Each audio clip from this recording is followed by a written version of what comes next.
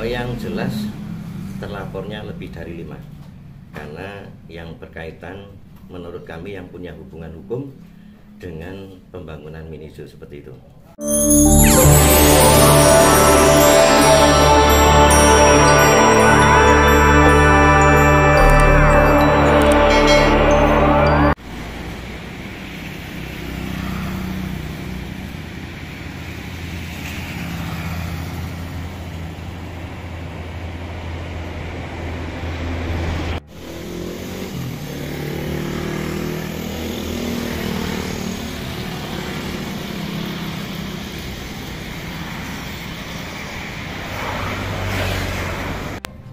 Pak Makmun, bisa dijelaskan untuk kegiatan laporan dari LSM Tambira terkait mini zoo ini? Ya, selamat sore teman-teman semua. Assalamualaikum warahmatullahi wabarakatuh. Bahwa berkaitan dengan mini zoo, pembangunan mini zoo, kita tadi sudah melaporkan ke Kejaksaan Agung Republik Indonesia. Dan ini karena banyaknya permintaan dari masyarakat untuk kita melapor ke sana. Memang sebelumnya kami juga sudah melapor ke Kajari, bukan dalam arti kita tidak percaya, tapi ini semata-mata banyaknya keinginan masyarakat seperti itu, supaya hukum benar-benar ditegakkan seperti itu. Mengingat bahwa anggaran sejumlah 9,4 miliar itu anggaran daerah ya, rakyat Purworejo itu harus dipertanggungjawabkan secara hukum. Jadi kita sebagai rakyat istilahnya ya harus benar-benar penegakan hukum itu ditegakkan. Jangan sampai seperti yang sering kita dengar ya, adanya penegakan hukum, masyarakat banyak yang mengadu ke kami, nanti cenderung tidak objektif atau cenderung ada yang dikorbankan seperti itu. Itu pemahaman masyarakat yang mengadukan kepada kami. Makanya masyarakat mempercayakan kepada kami untuk melaporkan masalah mini zoo ke Kejaksaan Republik Indonesia seperti itu. Ada berapa orang Pak mungkin yang hari dilaporkan ke Kejaksaan Tinggi? Yang jelas terlapornya lebih dari 5, karena yang berkaitan menurut kami yang punya hubungan hukum dengan pembangunan mini zoo seperti itu. Untuk pelaporan Pak, mendatangi langsung ke Kejaksaan Agung ataupun bersurat mungkin Pak? Kami melalui bersurat ya, melalui via pos ya, untuk laporan seperti apa nanti perkembangannya ya, kita ikutin prosedur hukum seperti apa. Ketika nanti kita ada pemanggilan ke sana atau seperti apa ya, kita ikuti proses hukum seperti apa gitu. Harapannya Pak dengan terkait kasus mini zoo ini gimana? Harapannya untuk kasus mini zoo itu siapapun yang terbukti ya bersalah dan melakukan kejahatan berkaitan dengan kerugian negara ya, berkaitan dengan dugaan korupsi, dengan adanya pembangunan yang mungkin teman-teman bisa lihat semua, dengan kondisi yang seperti itu, yang menurut banyak tokoh masyarakat Purworejo yang mensupport kami, itu keadaannya sudah seperti itu, sudah tidak bisa difungsikan. Dan kami juga menemukan kenapa kami melaporkan lebih dari 5 ya, karena kami juga telusuri terkait bukti-bukti yang ada. Kita telusuri kenapa ini pembangunan kok seperti itu, apakah sudah melalui tahapan yang benar atau belum. Kita selalu menelusuri itu dan kita semua sudah temukan. Insya Allah kalau nanti penegakan hukum tidak objektif, kita akan sampaikan kepada masyarakat seperti itu. Berarti ditambah ya Pak orang yang dilaporkan sama yang di Kejaksaan kemarin? Ya, memang ketika kita melaporkan ke Kejaksaan Negeri Purworejo itu tidak sebanyak itu, karena kita melakukan penelusuran berkaitan dengan bukti-bukti yang ada. Nah, kita sudah mengantongi bukti-bukti itu, mengantongi alat bukti itu. Jadi saya meyakini bahwa orang-orang yang kita laporkan ini punya hubungan hukum berkaitan dengan pembangunan Minijo seperti itu. Rencana Pak mungkin untuk audiensi dengan Bu Kajari? Sepanjang memang beliaunya bisa, kita sebagai rakyat ya tetap ingin untuk bisa audiensi dengan penegak hukum, dengan Bu Kajari, dengan yang kira-kira bisa membantu masyarakat untuk mengeluarkan aspirasinya seperti itu. Bapak diketahui beberapa hari yang lalu jenengan melaporkan LSM Tampera melaporkan ke Kejaksaan Negeri Purworejo, Pak ya. Siap. Dan ini hari LSM Tampera membuat laporan tertulis ke Kejaksaan Agung, Pak. Ya. Apakah mungkin Pak kedepannya mungkin akan ada melaporkan ke lain, Pak, semisal KPK seperti itu, Pak? Ya, pada intinya kita pada masyarakat ya. Kalau ada masyarakat, gimana keinginan masyarakat Purworejo? Kalau keinginan masyarakat Purworejo supaya kita melaporkan ke arah mana, pertama bisa ke KPK, bisa langsung bersurat ke Presiden, akan kita lakukan seperti itu sepanjang ini memang keinginan masyarakat Purworejo seperti itu. Sedikit Pak, mungkin ada poin-poin khusus untuk pelaporan kali ini, Pak? Ya, poin khusus ya berkaitan dengan alat bukti ya. Kita terus terang sudah menemukan menurut saya pribadi itu surat sakti.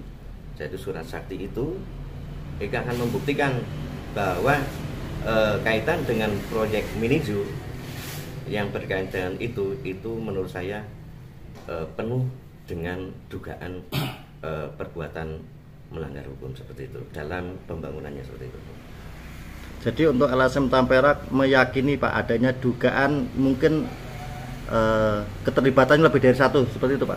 Ya, itu bahkan lebih dari 5 ya, bahkan lebih dari 5 karena kita sampaikan kita membuat konstruksi, membuat laporan itu berdasarkan alat bukti ya.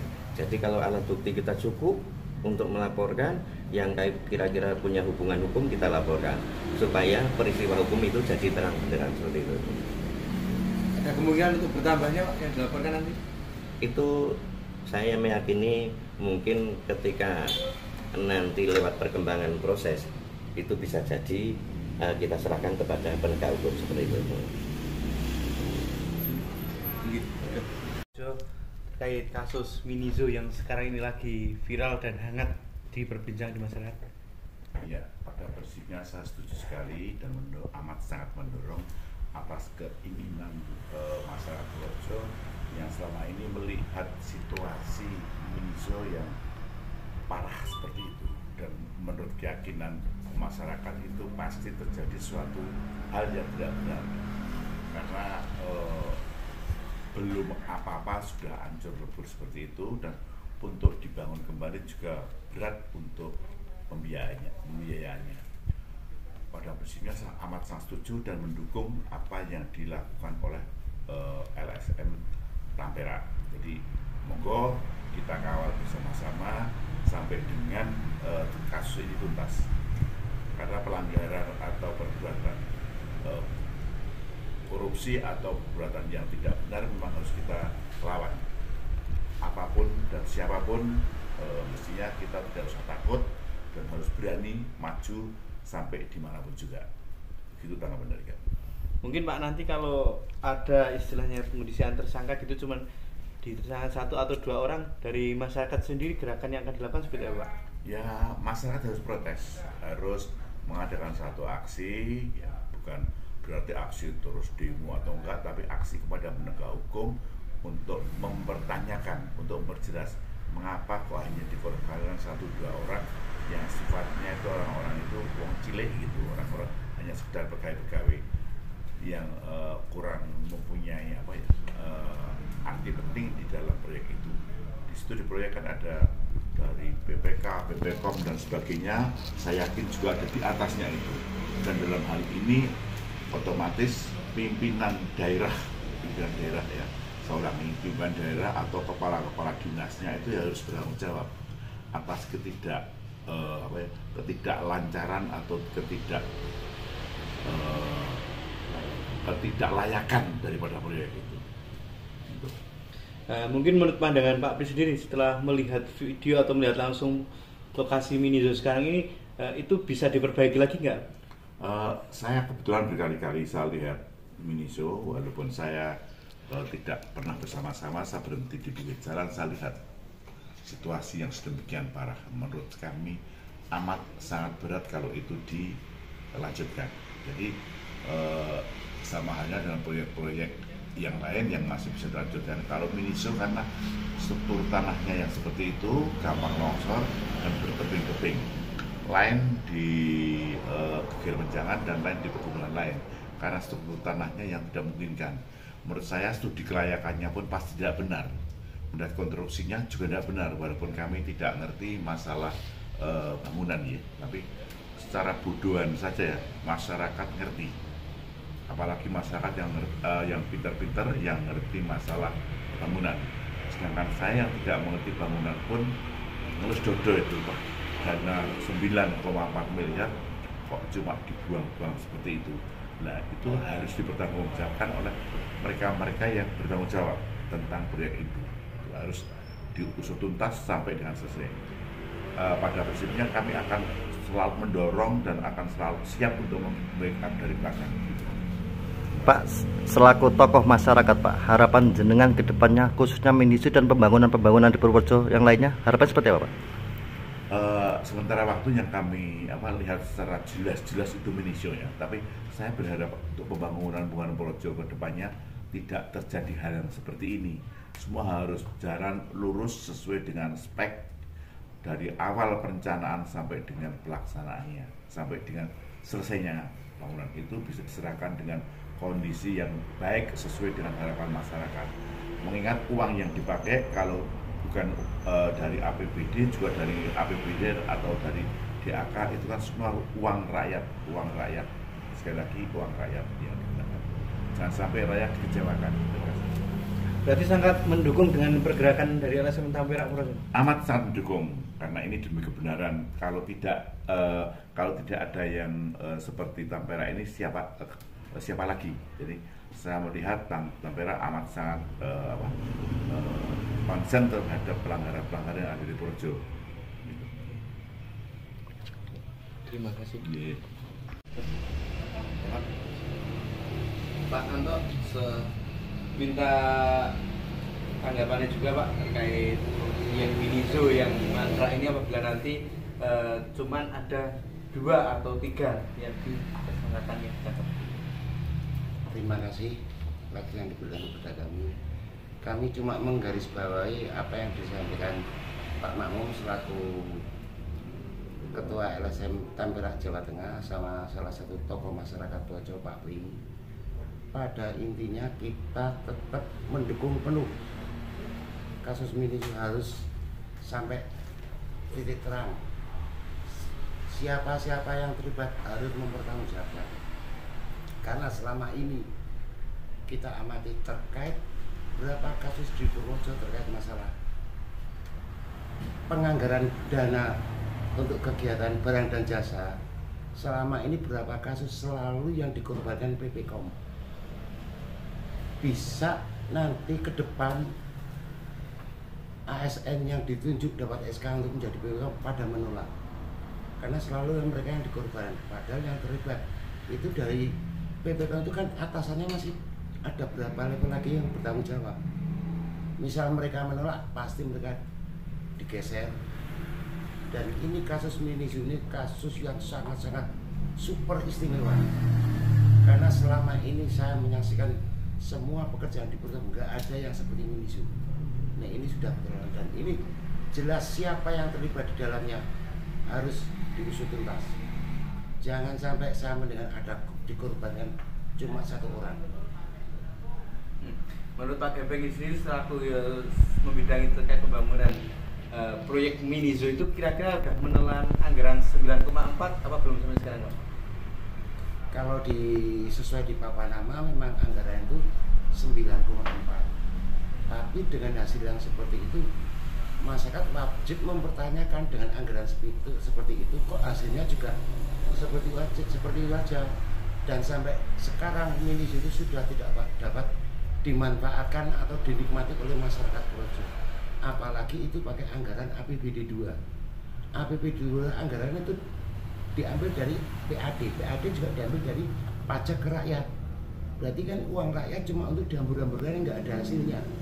Kasihan rakyat. Rakyat nggak bayar pajak, kena denda. Wajib pajak udah sesuai aturan bayar, ternyata anggarannya cuma buat seperti itu, kan kasihan. Ini kan juga uang rakyat yang dipakai. Makanya saya mohon dan saya sangat-sangat mendukung kasus Minizu harus diuntut tuntas sampai ke akar-akarnya. Siapa yang terlibat harus mempertanggungjawabkan. Memang kemarin saya dan Pak Mamung sudah dari awal kita sudah menyampaikan ke beliau, ini kasus nggak kecil Pak Mamung. Ini karena anggaran baru kali ini anggaran miliaran kok nggak ada hasilnya. Saya kalau melihat kasus-kasus di Purworejo proyek itu saya kasihan dengan PPKOM, selalu jadikan korban. Intinya Pak, masalah ini kita bersama LSM Kempera dan beberapa tokoh masyarakat sangat-sangat mendukung kasus Minizu harus diuntut tuntas. Siapa-siapa yang terlibat harus mempertanggungjawabkan. Apalagi ini sekarang mendekati nanti masa pemerintahan transisi. Saya mohon jangan sampai pemerintahan transisi yang besok jangan terulang lagi kasus-kasus seperti ini. Seandainya tumpul di Purworejo, Pak, langkah apa yang akan diambil? Ya kalau memang tumpul di bawah, kita langsung laporan ke pusat aja. Kemana ini? Ke Kejaksaan Agung, bisa nanti permintaan masyarakat kita langsung ke KPK atau lewat langsung ke Presiden. Kalau enggak seperti itu, besok-besok lagi seperti ini Purworejo.